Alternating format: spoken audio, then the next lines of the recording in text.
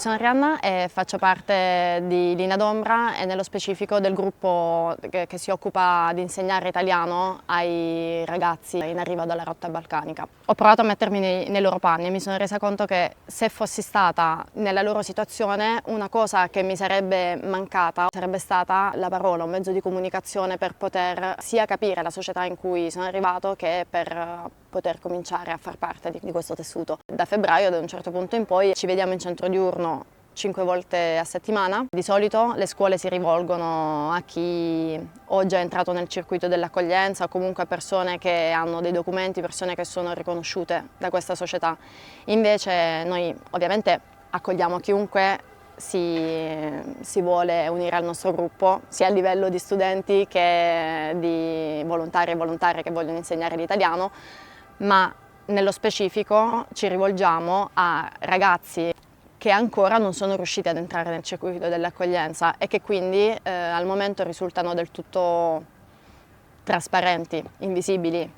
per la nostra società. Facciamo lezioni in centro diurno che non è una classe, è un posto in cui la gente si avvicina soprattutto per farsi una doccia e per fare colazione, perché è l'unica doccia che hanno a disposizione, che si devono condividere in 200, 300, 400 persone a seconda del periodo dell'anno.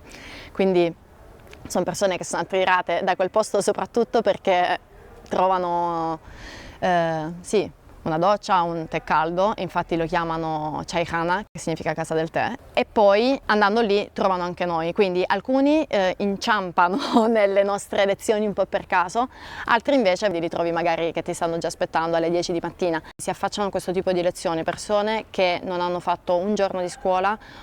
fino a persone che hanno dei titoli di studio. Tra le altre difficoltà sì, c'è l'assenza di sicuro di materiali, perché comunque tante volte bisogna fare lezioni uno addosso all'altro, tante volte mancano le sedie. Noi comunque per fortuna abbiamo appunto i fondi di Linea d'Ombra e quindi ci riforniscono di solito di penne, matite, quaderni, quello di cui abbiamo bisogno, però le cose vanno via in pochissimo e quindi spesso ci ritroviamo sforniti.